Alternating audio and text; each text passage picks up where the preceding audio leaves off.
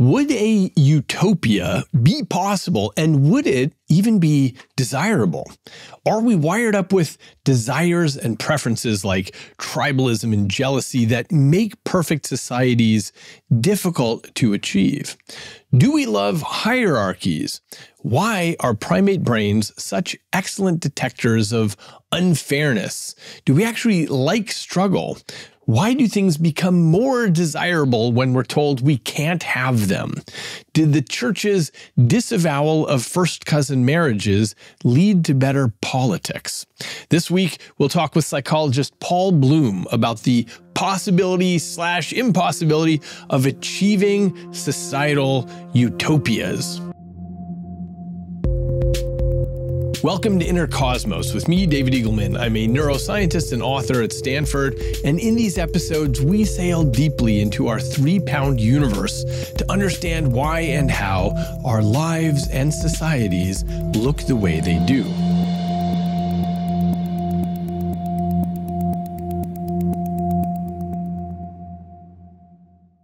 Today's episode is about whether we humans, yoked with our brains and our psychologies, whether we will ever get to a utopian society. Imagine a world where everyone has what they need: no crime, no hunger, no injustice, a place of peace and fairness and fulfillment. For as long as we have been human, we have dreamed of such a place. We've even given it a name, utopia. Now, the word utopia was coined by Thomas More in 1516. He described a fictional island society where private property didn't exist and where everyone worked and where everyone shared equally. But even then, he chose the word as a pun from the roots utopos, which means no place. This was his hint that such perfection might not exist anywhere or any when. But this possibility of it not coming to fruition has never stopped people from thinking about it and working toward it, and often picking up arms to try to achieve it. But again and again, the road to utopia gets off-ramped by human nature. One historical example of this comes from the French Revolution in 1789. It was all about liberty and equality and fraternity, and that's nothing but good stuff. It makes total sense to be on board with that.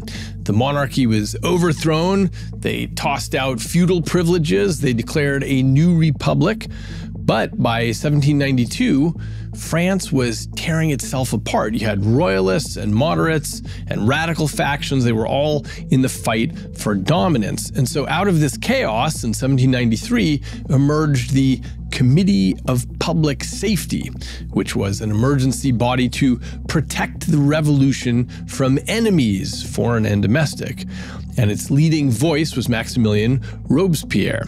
He was known as the Incorruptible because of his unbending devotion to revolutionary virtue. He believed all the way down that the revolution had to be defended militarily, of course, but also morally through purity, unity, the destruction of corruption. To him, terror was justice. So they made revolutionary tribunals to accuse people of counter-revolutionary activity. This was anyone: nobles, clergy, political opponents, former allies. And what was called the law of suspects made essentially everyone vulnerable to arrest if they were showing insufficient enthusiasm for the revolution. And as you remember from your history classes, the guillotine became the symbol of the new order because it was proposed as an egalitarian instrument of execution. So over the next 2 years, there were 17,000 executions, and at least that many more who died in prisons or summary killings. So what the heck happened here? What Robespierre so desperately hoped for was what he called a republic of virtue, where citizens would be motivated by civic morality rather than self-interest. But in practice, what he thought of as virtue became enforced conformity. Anybody could become a suspect. They could be labeled as corrupt or aristocratic or insufficiently revolutionary.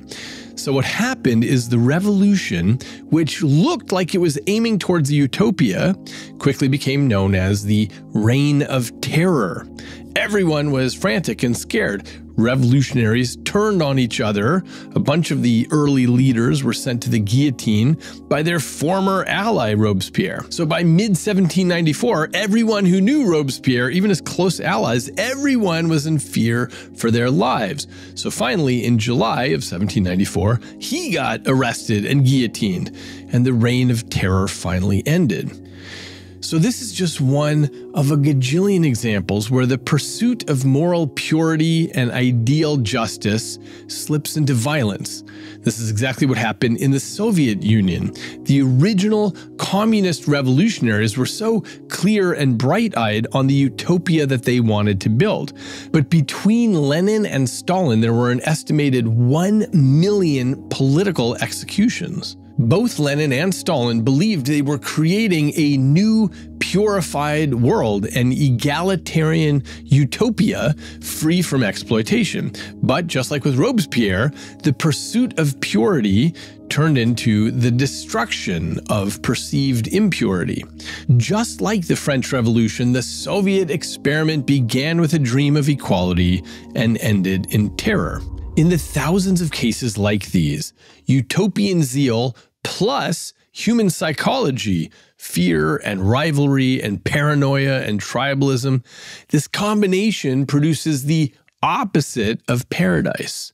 Whenever movements aim to purify human nature itself, they eventually turn the blade inward. And this is where psychology and neuroscience become key parts of the analysis. Because at the center of every grand political blueprint sits the human brain. A brain that evolved in survival conditions, tuned for tribalism, for hierarchy, for rivalry. This has been a topic close to my heart for years, and in fact, one of my short stories in my book, Some, is exactly on this topic. So to set the table for today's podcast, I'll read that story now. This is called Egalitaire. In the afterlife, you discover that God understands the complexities of life. She had originally submitted to peer pressure when she structured her universe like all the other gods had, with a binary categorization of people into good and evil. But it didn't take long for her to realize that humans could be good in many ways and simultaneously corrupt and mean-spirited in other ways. How was she to arbitrate who goes to heaven and who to hell? Might not it be possible, she considered, that a man could be an embezzler and still give to charitable causes? Might not a woman be an adulteress, but bring pleasure and security to two men's lives? Might not a child unwittingly divulge secrets that splinter a family? Dividing the population into two categories, good and bad, seemed like a more reasonable task when she was younger, but with experience, these decisions became more difficult. She composed complex formulas to weigh hundreds of factors and ran computer programs that rolled out long strips of paper with eternal decisions.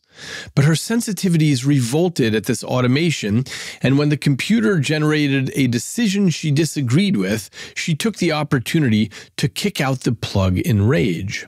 That afternoon, she listened to the grievances of the dead from two warring nations. Both sides had suffered. Both sides had legitimate grievances. Both pled their cases earnestly. She covered her ears and moaned in misery. She knew her humans were multidimensional, and she could no longer live under the rigid architecture of her youthful choices. Not all gods suffer over this. We can consider ourselves lucky that in death we answer to a God with deep sensitivity to the Byzantine hearts of her creations. For months, she moped around her living room in heaven, head drooped like a bulrush, while the lines piled up. Her advisors advised her to delegate the decision-making, but she loved her humans too much to leave them to the care of anyone else. In a moment of desperation, the thought crossed her mind to let everyone wait online indefinitely, letting them work it out on their own. But then a better idea struck her generous spirit. She could afford it. She would grant everyone, every last human, a place in heaven. After all, everyone had something good inside. It was part of the design specifications. Her new plan brought back the bounce to her gait, returned the color to her cheeks. She shut down the operations in hell, fired the devil, and brought every last human to be by her side in heaven. Newcomers or old-timers, nefarious or righteous, under the new system, everyone gets equal time to speak with her. Most people find her a little garrulous and over-solicitous, but she cannot be accused of not caring. The most important part of her new system is that everyone is treated equally. There is no longer fire for some and harp music for others. The afterlife is no longer defined by cots versus water beds, raw potatoes versus sushi, hot water versus champagne. Everyone is a brother to all, and for the first time, an idea has been realized that never came to fruition on Earth: true equality. The communists are baffled and irritated because they have finally achieved their perfect society, but only by the help of a God in whom they don't want to believe. The meritocrats are abashed that they're stuck for eternity in an incentiveless system with a bunch of pinkos. The conservatives have no penniless to disparage. The liberals have no downtrodden to promote. So God sits on the edge of her bed and weeps at night, because the only thing everyone can agree on is that they're all in hell. That was the story Egalitaire from my book Some. So let's get back to the human foibles that get in the way of utopias. An important clue is that these aren't learned behaviors. You can look at how predisposed we are to tribalism, for example, by looking at children.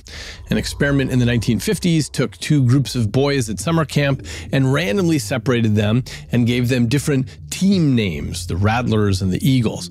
And the psychologists watched closely and measured how quickly this descended into tribal hostility, hurling insults, raiding each other's cabins, burning each other's flags, breaking into physical violence.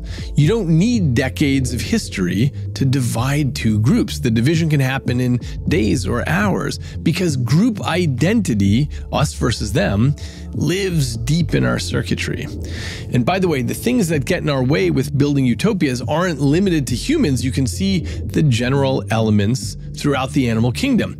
In one study, I'll link it in the show notes, you have capuchin monkeys trained to do a little task for a slice of cucumber, and they're perfectly happy with that payment. Until they see the monkey next to them get a nice juicy grape, which is better, for the same amount of work. And suddenly the cucumber becomes an insult. The monkeys fling it back at the researcher and pound the cage in outrage, because even for our cousins in the animal kingdom, they are keenly attuned to others getting more than them. This insults a very deep-seated root of fairness. So what does this mean when you have societies with millions of humans and everyone is looking at their neighbors to see if they feel anyone is getting something better than they are? So the question I want to explore today is, if children fracture into tribes with just some labels, and monkeys riot when they feel like they're not getting enough, and every adult human attempt at rebooting the system seems to end up in a reign of terror and political executions, what chance does utopia stand?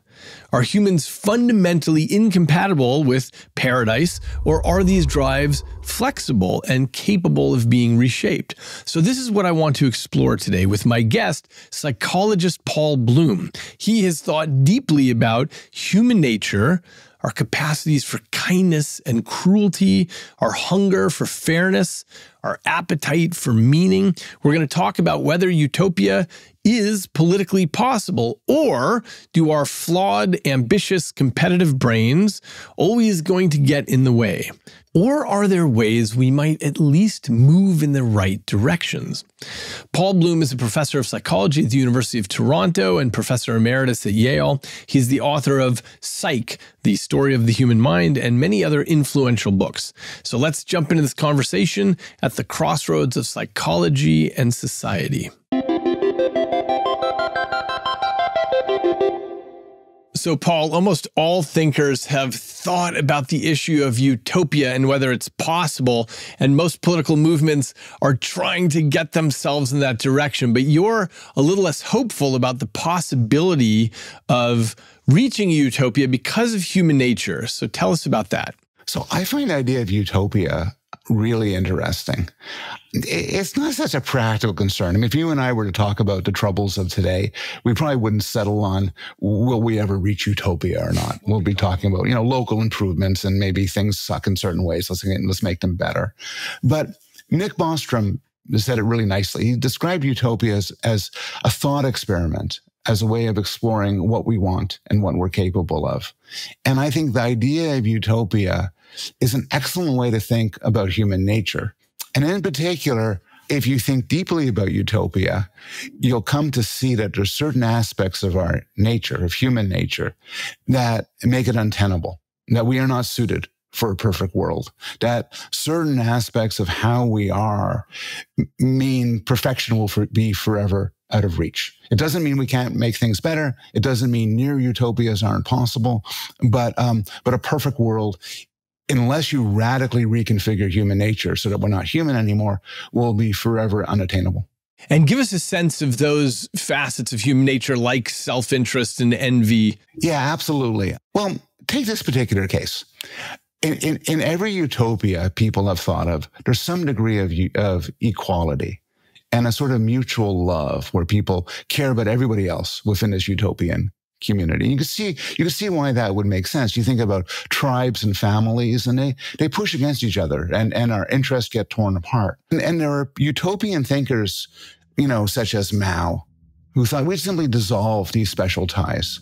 Mao would force people from different social classes to marry one another, taking away all choice, and say, well, this will bring people together. A lot more benign example is the Israeli kibbutz. When I was a teenager, I spent a summer in a kibbutz in the Israeli desert. And this is a traditional kibbutz where the children were raised communally. People have a baby. The baby was given to sort of general daycare area where it would be taken care of. And babies ended up ultimately knowing who their biological parents were. But there was no big deal was made of it. The idea would be the bonds of family could easily be dissolved. Mao's experiment was a failure. The kibbutz was a failure. People love their children. Children love their parents. People have greater ties to their siblings and their parents and their aunts and uncles than they do to strangers. And there's every indication that this is part of how we're wired up to be. It's to some extent, it's evolutionary biology 101, which is, the forces that guided the evolution of our desires and our preferences. We're highly sensitive to whether or not other entities shared your genes. So parents love their children because parents who didn't love their children didn't reproduce as much as parents who did. And that causes the bonds of family push against somebody who would say, well, you just want a good society. You want people to just care about societies, care about friends and strangers the same way. So too with the bonds of friendship. So too with the bonds of romantic love. And romantic love sets up other problems like jealousy. If I'm really attracted to somebody and I want them, if they don't choose to be with me, it could be very painful for me. And if they do choose to be with me, often I want them to only choose to be with me, and they want me to only be with them, and that can be painful too. And in fact, every utopia has had problems with sex. On the one extreme, either what they say is no sex except for procreation, trying to make the problem go away that way, or everybody has sex with everybody else, communal marriage. And those don't work out either. So, short version, human nature is messy. So we have things like tribalism, we have rivalry, and your point is these are hardwired in and they are adaptive generally, but they're also destructive to the concept of a utopia. So your take is that a world without conflict or competition would actually run counter to how our motivations work. So we talked a little bit about the bonds of family and friendship and love. Another feature of our nature is we are hierarchical beings. We are, ultimately primates, and we care about how we stand relative to other people. So, we want, we don't want an equal world, for instance. We want a world where merit is corresponds to result, at least to some extent. And so we chafe against pure equality. There's been a series of studies that have been done, some of them from my lab with children. And despite what you sometimes hear, we're not natural born egalitarians. If you work twice as hard as me, even like a 4-year-old thinks you should get more than me for your work. And a situation where if we were to get the same, would be considered unfair. And this sort of this idea that merit should be rewarded, again, means the ideal world from a psychological point of view is an unequal one, but the unequal one leads to resentments and frustration and so on. And, existing political systems like communism and socialism and capitalism try to deal with this through some complicated set of compromises. And I think the compromises are kind of the best we're going to get. It'll be kind of equal in this way and unequal in this way. We'll reward in this way, but not in this way. We'll set up limits in this way and not in that way. But the idea of a perfectly smoothed out world where we're all the same, maybe it could be imposed, but people will be very unhappy with it. What's an example of a piece of legislation that finds a compromise? Well, I'll say the tax system. So you can imagine a tax system which treated the rich and poor identical. The billionaire has to pay a percentage and the pauper had to pay a percentage. That seems absurd.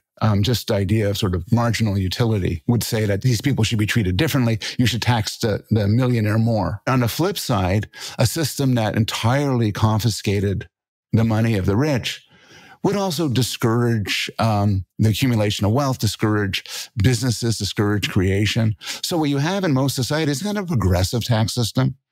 So-and-so, the poor pay nothing or 5%, then it's 10%, and it's 15%. And in the end, nobody's happy with this because everybody says, oh, it should be higher here or lower here. And I certainly have no ideal solution, but the point is there isn't going to be an ideal solution, just some sort of rough and ready compromise.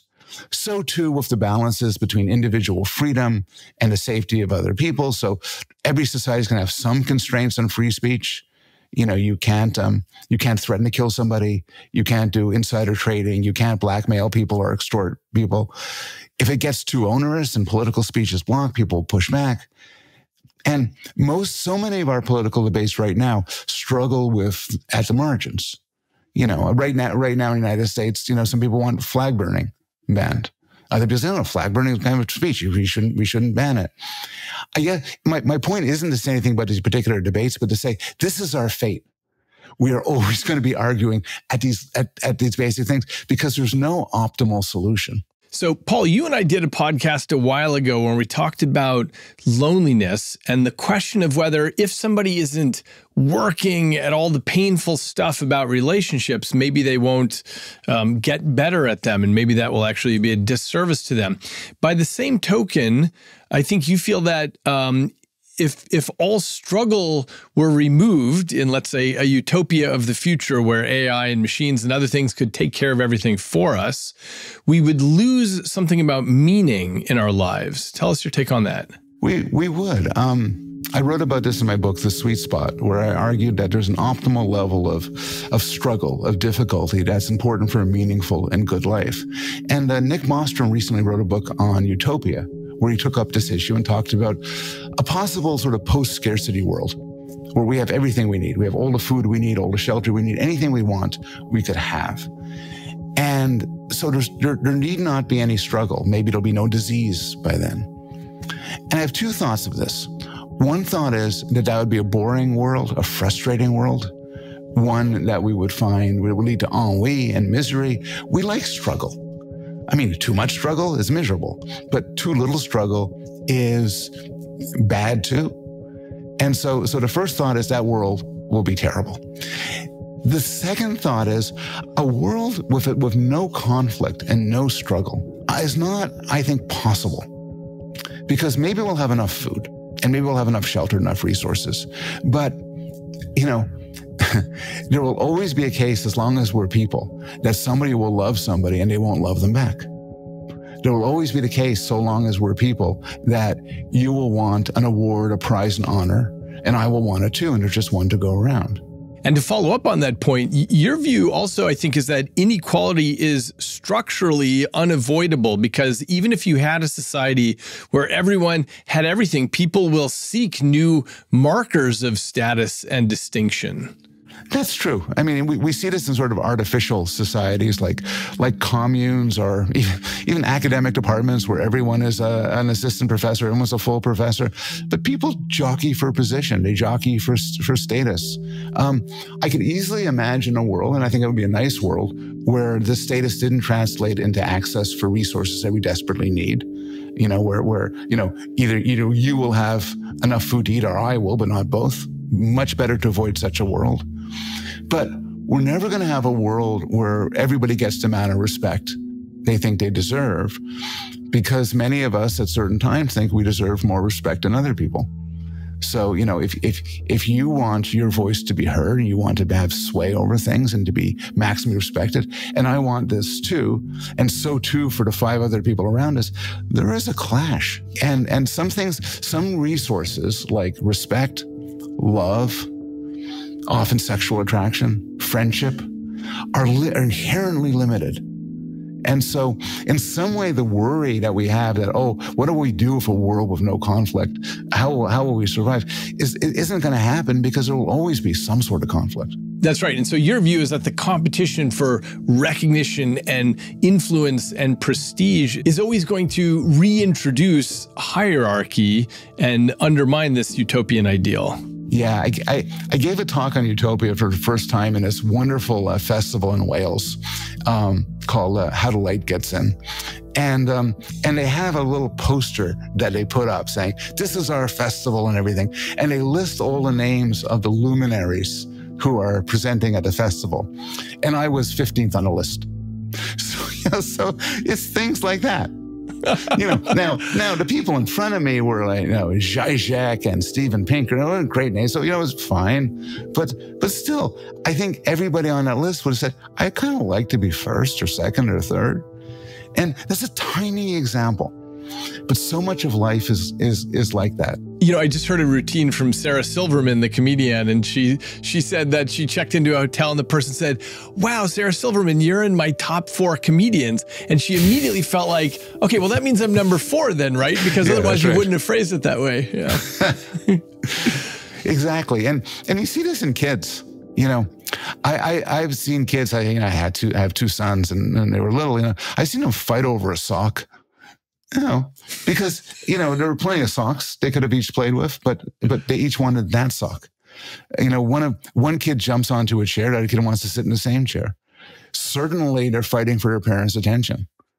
And this is just how people work. And, so we're never going to have this frictionless world. Back to the idea of friction, back to the idea of some sort of suffering and conflict. I don't think this is some sort of horrible fate.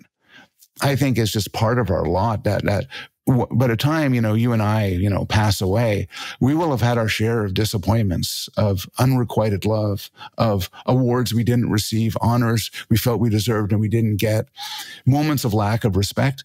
But, if we're lucky, we've also found, occasional flashes of true love and surprise honors and winning the, it's again, this messiness is what we're condemned to, but it's not a terrible fate. Here's a question. So history often shows that attempts at utopia end in authoritarianism. Let's take, communism in the 20th century or something. How would you tie that to psychology? I think the move to authoritarianism comes because we not only have preferences. It's not only true to say, I want to be able to spend time with my children. I want to be able to marry somebody who I love and who loves me. I want to be free to sell things to people who want to buy them from me. I want to be free to have property. Not only that, but we also have an appetite for what you can call autonomy. Even for its own sake, we want to be able to within the limits possible, get our way. And we don't like constraints on it. There's actually a really interesting body of work in social psychology that finds that if you tell people you can't do something, all of a sudden it becomes immensely desirable. I mean, the classic case of this is Eve, in the Garden of Eden, doing the one thing she was told she couldn't do. There's something incredibly human about that. If I told you, David, don't press that button, I demand you don't press the button, you will find yourself with an urge to press that button. And so this urge for autonomy, sometimes for perversity, is within, I think, all of us to different degrees. And then you need to, a state needs to stomp it down. If a state wants to tell you you can't love who you want to love, you can't live where you want to live, you can't say what you want to say, well, they often have to use force, because people will, in an ideal world, not quietly go along with this. And so utopian ideas typically end up, honestly, end up in concentration camps. They end up with mass starvation because people are not suited for their utopian plans, and I'll push back. Now, you're not opposed to seeking progress in societies. In fact, you're very much for that. So tell us how you balance that in your head about utopia may be impossible, but we should be making progress. I think you should certainly make progress. And to some extent, I'll concede the obvious, which is progress often involves force. If you say, well, here's our new law, and the new law says such and so, and it gives people more freedom and more rights, but people may violate the law. And in order to do that, to stop them from violating the law, you might need to provide force. There's no such thing as a voluntary tax system. I'm a believer in free speech. And I think if somebody comes to campus and they're invited to give a talk, they should be able to give a talk uninterrupted. But that means that somebody might have to threaten or to punish or even drag away people who would violently protest against them. You're not going to find a decent world without the possibility of force, even in its simplest instantiations. I think that ideas of change, I think there's all sorts of ways this world could be better. In fact, all sorts of ways this world has been better. Just take a simple example. The expansion of marriage to gay people seems to be something that has had a million pluses and it turned out to have, almost no minuses, besides some people being unhappy with it. But I think we want to be very cautious about having changes that go too much against the way people are. Having changes, for instance, that try to destroy ties of family, ties of love, ties of friendship, even tribal ties. I think, for instance, people of the same ethnicity who feel a kinship towards their ethnicity, I don't think the state should try to sort of stop them from doing it. I don't think the state should try to stop people from worshiping or from practicing their sort of communal customs. I think that runs deep. And if you underestimate how deep it runs, often you end up with kind of a terrible, rebellious population, all sorts of trouble. So I'm all for human progress. I just think, and maybe that's the liberal progressive side. The conservative side is don't push too much against the way people are.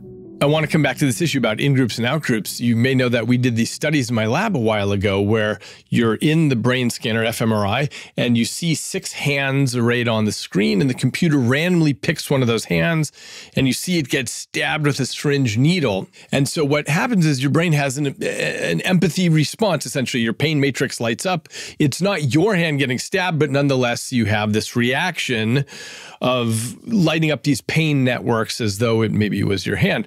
That's, presumably the neural basis of empathy. But what we did then is added a one-word label to each hand: Christian, Jewish, Muslim, Scientologist, Hindu, atheist. And now the computer goes around, picks a hand, you see the hand get stabbed. And the question is, depending on what your in-group is, how do you feel about the out-groups? And it turns out across all religions, everyone cares more about their in-group. This very fast neural response, this first neural response is much larger if you see your in-group get stabbed and much smaller when you see a member of your out-group get stabbed. And by the way, this was true for atheists as well. They cared more when they see an atheist hand get stabbed. So it's not even an indictment of religion. It's just about in-groups and out-groups. And so what's cool is that people can have all kinds of cognitive layers on top of that so that they can still continue to do the right thing in their societies. But fundamentally, we're yoked with that kind of bias. Yeah, I love that work. I'm familiar with that work. There's similar studies showing more of a reaction if you're white to seeing a white hand stabbed and a black hand stabbed, and vice versa if you're black. There's some studies in Europe with soccer fans where, you watch somebody be shocked, and if they're a member of a different soccer team or a fan of a different soccer team, you feel pleasure instead of pain. In some way, I take that as a challenge to what I just said. So I said that you kind of have to accept human nature as it is. But I think there are times where you do have to push back a little bit. And our tremendously strong favoring in-group kind of has to go a little bit in a healthy democratic society. It's really good for people of one ethnicity to care about people from another ethnicity. It's really good for the atheist to care about the religious person, for the Catholic to care about the Protestant, and so on. And I wouldn't be so conservative as say, well, it's our natures to care about our own, so leave it alone. I think to some extent, societies will push towards some sort of cosmopolitanism. So I would draw a distinction. I would draw a distinction between me caring about my fellow Canadians way more than Americans, which is, I think, something which you should sort of try to tamp down. Maybe you could try to ameliorate a little bit, versus me caring about my children versus other people's children, where I think to some extent you have to take that kind of as a given. You'd want to construct a good society and morality which accepts we are stuck with that, and we cannot mess with that.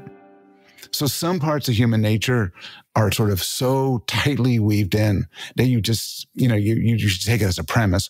Other parts, and you're good to point this out, you may want to push back on a bit.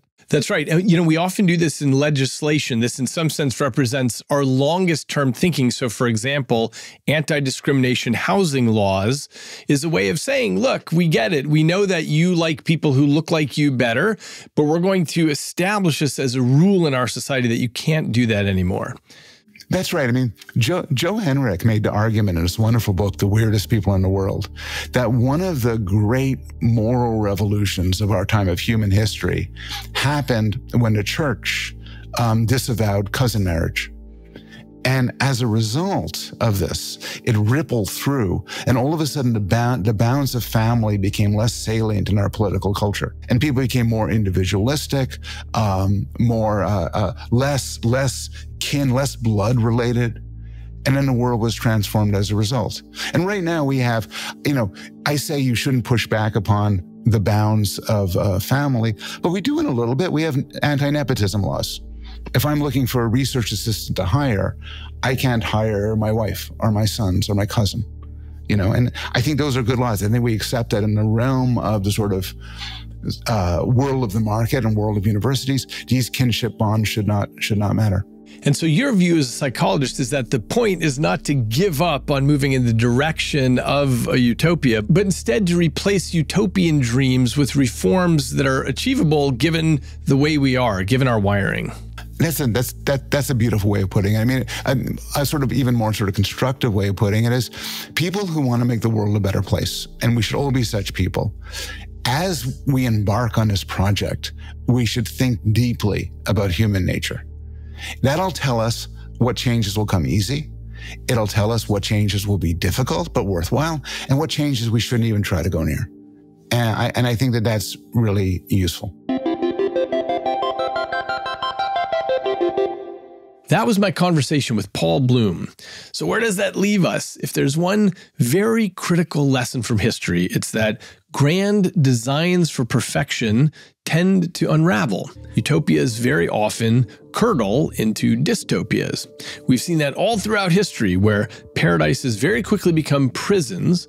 And this is because the human brain, for all its massive success, gives a tricky foundation for building heaven on earth.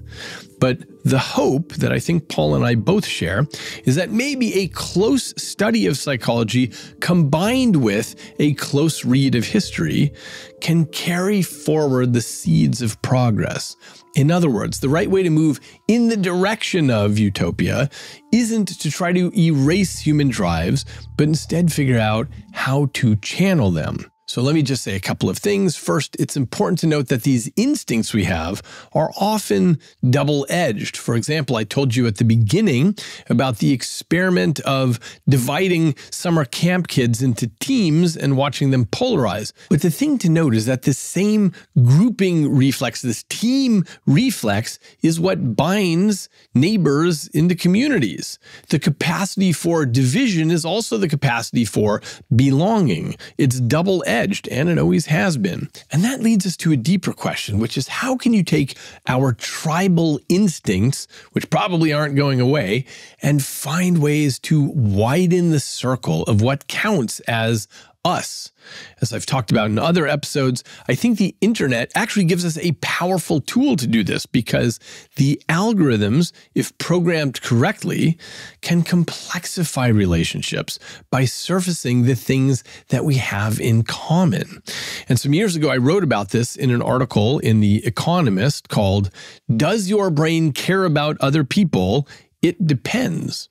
And that article was all about how our brains are predisposed for in-groups and out-groups. And one of the things this does is make it very easy for governments to leverage propaganda.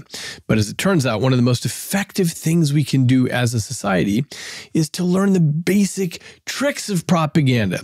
For example, calling the other group of people animals or viruses or insects or anything other than other humans. What propaganda does is it dials down particular networks in our brain that are involved in understanding other people. And that makes violent polarization much easier because now you're taking up arms against some group that your brain has come to view as subhuman.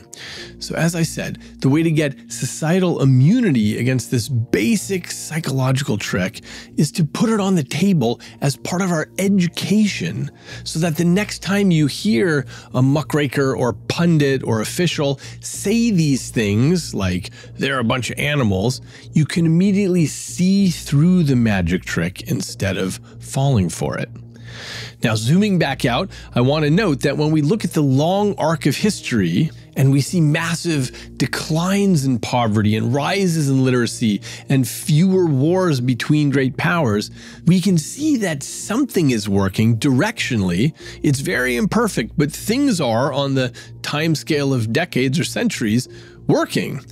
And given the brains we're yoked with, this may be the best we can do. The lesson that surfaces from psychology and history is that utopia is probably not a destination, but a direction.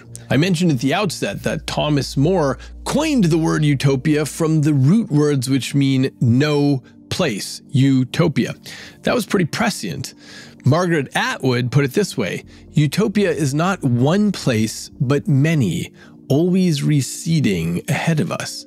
And I would say that's the point of today's episode. We're probably never going to reach it, but the point is the endless act of reaching. So, without being delusional, let's keep making progress, building up a world where tomorrow is just a little kinder, a little fairer, and even more abundant than today. Go to eagleman.com/podcast for more information and to find further reading. Join the weekly discussions on my Substack and check out and subscribe to Inner Cosmos on YouTube for videos of each episode and to leave comments. Until next time, I'm David Eagleman, and this is Inner Cosmos.